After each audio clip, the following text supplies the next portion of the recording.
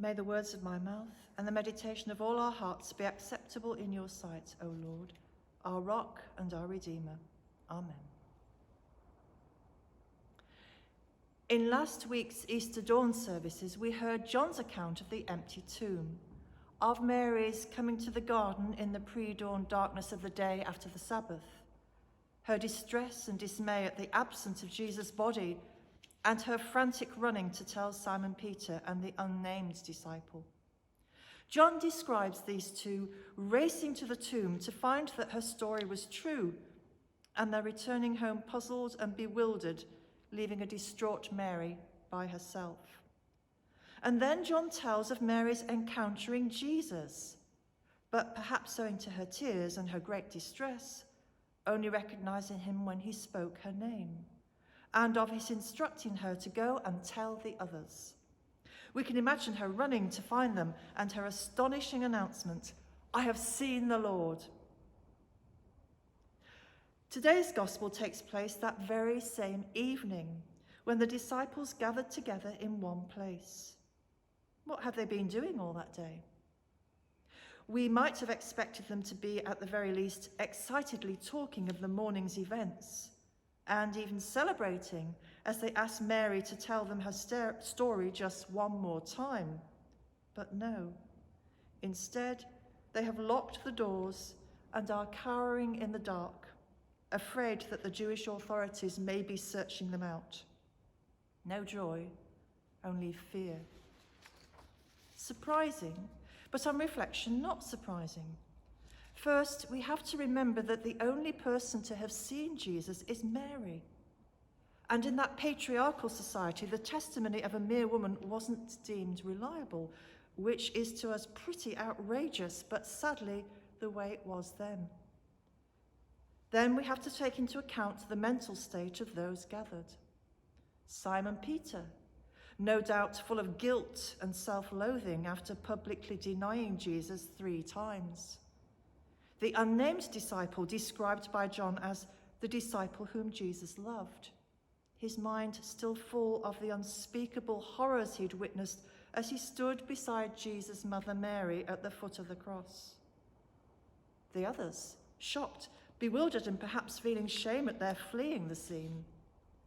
The overwhelming feeling of crushing loss and disillusionment and horror common to each and every one of them, and the sense that the powers that be may now be searching out the remnants of Jesus' followers. Also, I wonder if niggling at the back of their minds was the thought that just supposing Mary's report of seeing Jesus was true, and supposing he appeared to them, what effect would the horrific events of these last days have had upon him? How would he look? What must he think of them? What would he say to them?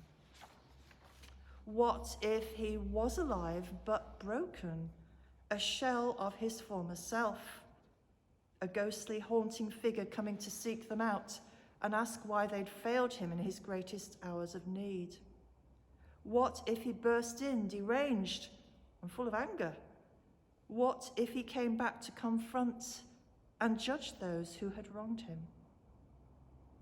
And then it happened. Even though the doors were barred and locked, the risen Jesus came and stood among them. I can't but help at this point imagining the scene and hearing Mary, dear Mary Magdalene, exclaiming, "I told you so." Well, from Jesus came no triumphant cry of, "The victory is mine," no angry declaration of, "Vengeance is mine, saith the Lord," but simply, "Peace be with you." Shalom, peace be with you. And with that utterance, he showed them the marks on his hands where the nails had pierced, and the hole in his side where the spear had been driven. And the disciples began to realize that all along, love was and is his meaning. Pure, redemptive, transforming, transfiguring love. Here, standing among them, was the one who was betrayed and abandoned by his friends. The one who was brutalized, mocked, flogged, crucified, yet from whom flowed an unfathomable, ineffable peace and love. He said again, "Peace be with you," and fully alive, breathed on them, breathed the same breath God first breathed into Adam, Ruach, the breath of life, gifting them with new life, the indwelling life and power of the same Spirit that filled Jesus himself. How awesome is that? And what of Thomas? I really do feel for Thomas. John doesn't tell us where he was that evening. Perhaps he needed to be alone, to have space to begin to process what had happened and to grieve privately. The reason is irrelevant, but the fact is that he missed out on an incredible event, and that later, on hearing the disciples' news, "We have seen the Lord," his response is one of skepticism. "Unless I see the mark of the nails in his hands and put my finger in the mark of the nails and my hand in his side, I will not believe." A reply which unfairly led to his forever being known as Doubting Thomas.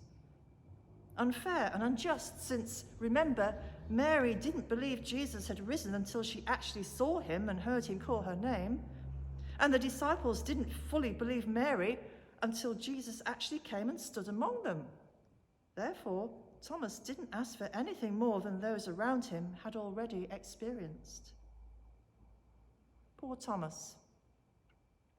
The narrative could have ended here, but what is striking is that Jesus knew Thomas's heart, his anguish, his bewilderment, and he loved him. He met him where he was, doubts and all.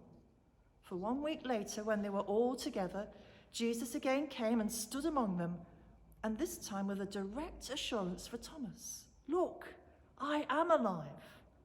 I'm aware of your words. Put your fingers here and see my hands. Reach out your hand and put it in my side. Don't doubt, but believe." Could it be that Jesus came that day just for Thomas? We'll never know. But Thomas, invited to touch those terrible wounds, experienced a mighty and mind-blowing revelation that here was not only his Lord, but his God.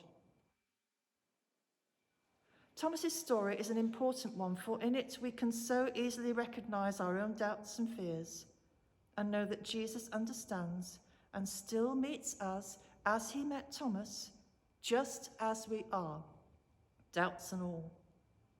But his story is also significant in that it's one of faith restored and forged through witnessing firsthand those terrible wounds and scars that marked the body of the risen Christ.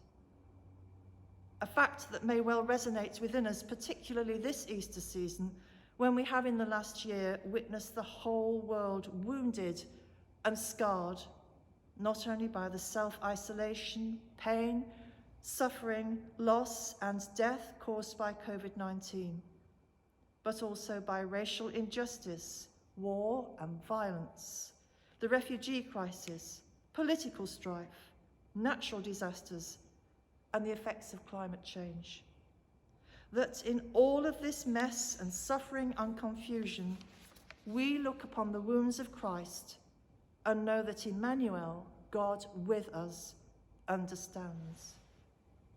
That he understands, and that, as with Thomas, he shows us that faith, belief, and yes, hope can be found and forged and restored and deepened in and through even the deepest distress and bewilderment and fear and pain and loss.